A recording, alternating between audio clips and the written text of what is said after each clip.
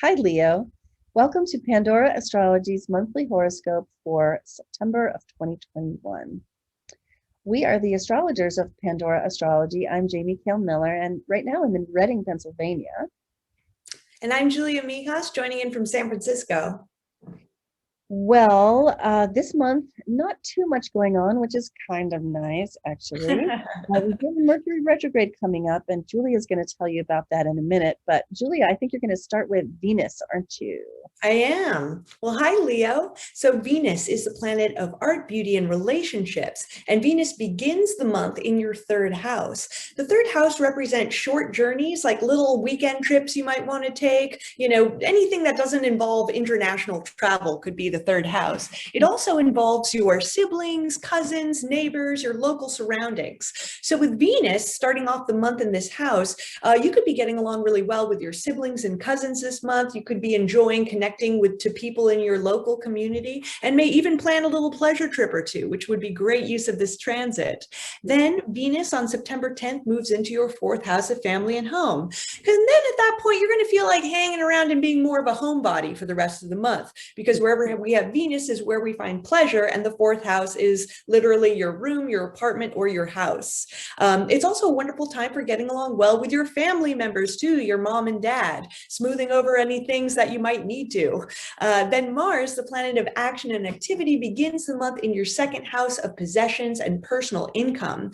And wherever we have Mars, we might run into some flare-ups, as well as where we might just kind of really concentrate our drive for the month. So with Mars in the second, you could run into some conflicts with others over money, or even the stuff that you own too. Maybe somebody's angry at you for, using a parking spot or something, but there might be some conflict over your possessions.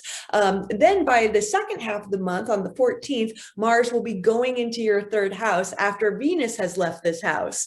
So with Mars in the third house, this is a time when you might be running into some more frustrations with your community, which is going to be in stark contrast to when Venus was here earlier this month, as well as disagreements with your cousins, siblings, and maybe even frustrations if you have to learn something new. Let's say you're in school, you might have to kind of go over, relearn something, or there might be some frustrations in that as well.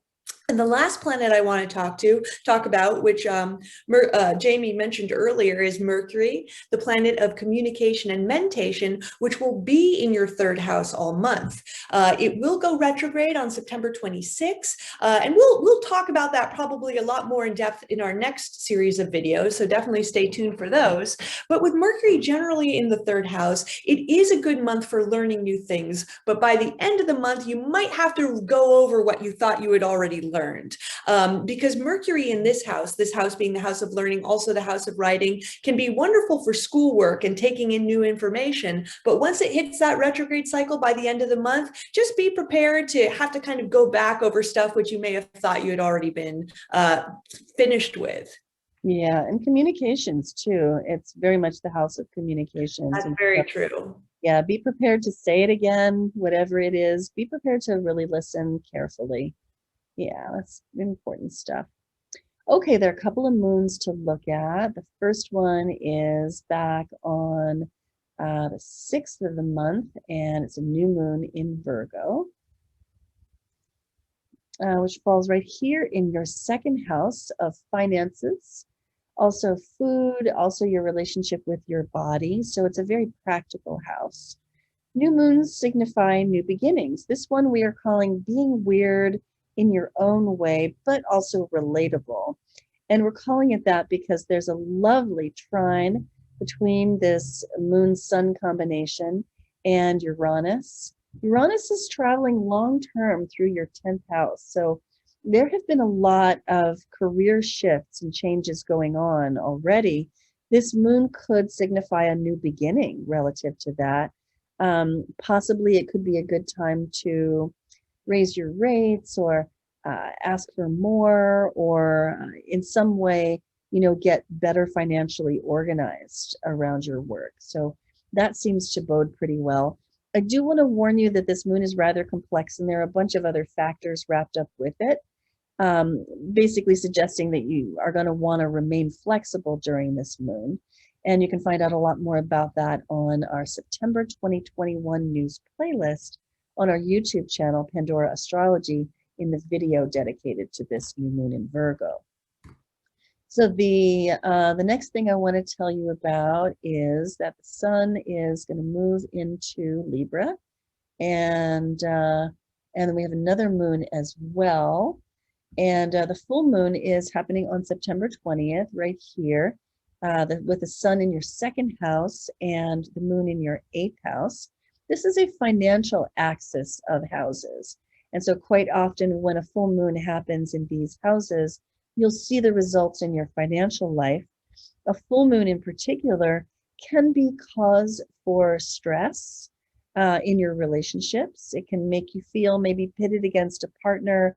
Maybe the partner feels really emotional right now, or maybe you're feeling a lot of emotion right now. This moon in particular, it has a most specific vibe. We're calling it penetrative intuition.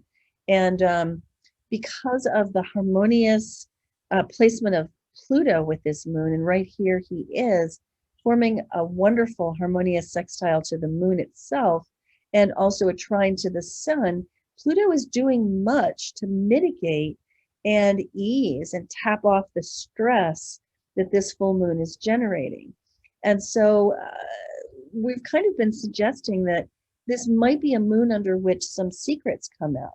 Maybe there's something that you've been hiding about your shared finances with your partner, or maybe your partner has. Maybe it's time to sit down and go over the budget together, look at all the credit card statements together, and especially if something is going to come out, which it might be doing anyway, this would be your chance or your partner's chance to get on the right side of that.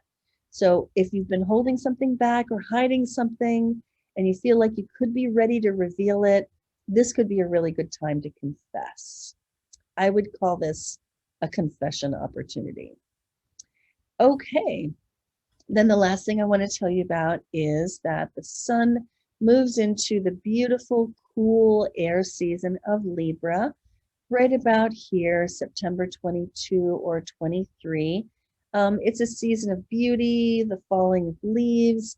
It is the ongoing harvest, and it falls in your third house. The sun generally brings attention and the light of consciousness to whatever area it enters into. In this case, the third house, as Julia described it, of learning and education, and also, short trips, short-term travel, and the people that are right around you all the time, like your siblings, your housemates, your neighbors, and this is a house of communication as well. So the sun is going to be cruising through the third house and meeting up with that Mercury retrograde as we move into October, and so getting started by bringing consciousness and awareness to your communication is a really good way to weather the Mercury retrograde.